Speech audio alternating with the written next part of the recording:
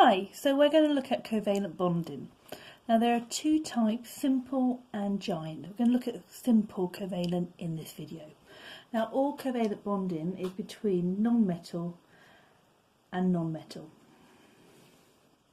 So these are things like O2, H2O,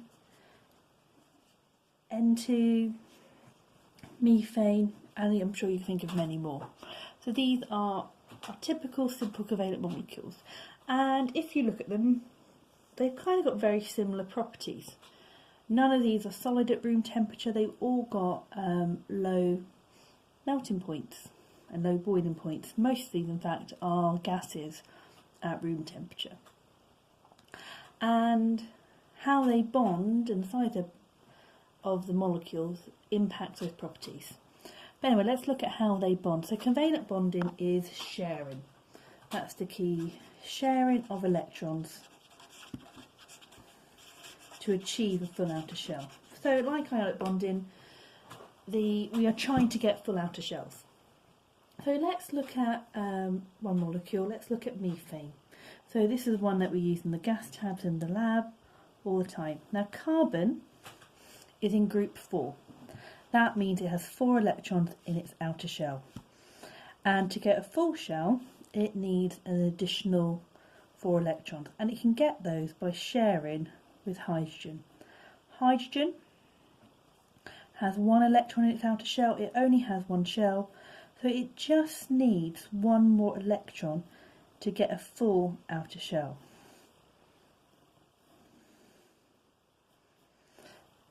So you can see here we are showing the electrons being shared. I've used dots and crosses to kind of distinguish where things are coming from.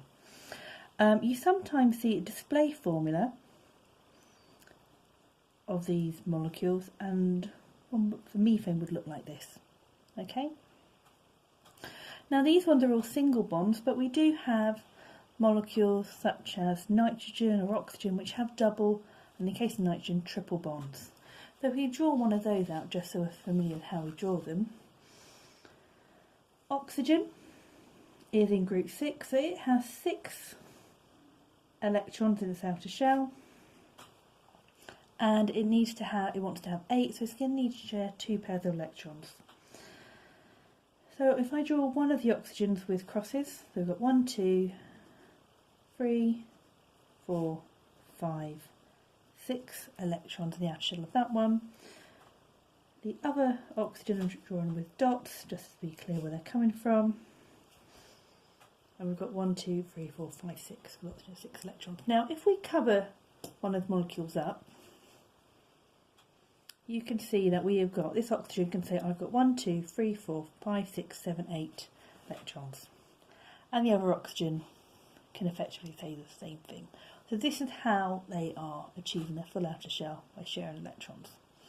And you could do that with the methane also. If we cover up the hydrogens, carbon has got 6, the other ones, this hydrogen's got 2, it's happy. So we've got these simple molecules, and their properties are they have got low melting and boiling points. And this is quite a big feature. And you'll quite often be asked in the exam question, why? Why do they have low melting and boiling points? So the things they're going to be looking for you to mention is that the covalent bond is a really strong bond. So if we look at them like H2O, which you will have all turned to a gas yourselves at home or in the lab,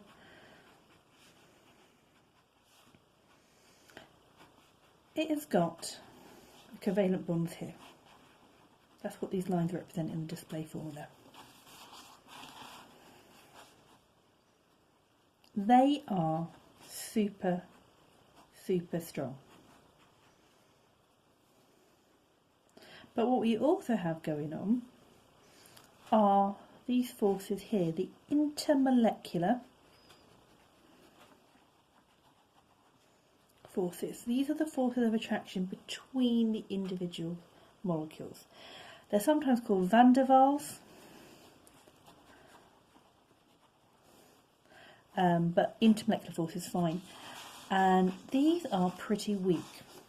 So when you heat up molecules, you think about your change of matter, and we're going from our really firm together particles, and we give them more energy, they vibrate and they get further apart from each other, and we've got our change of state going on.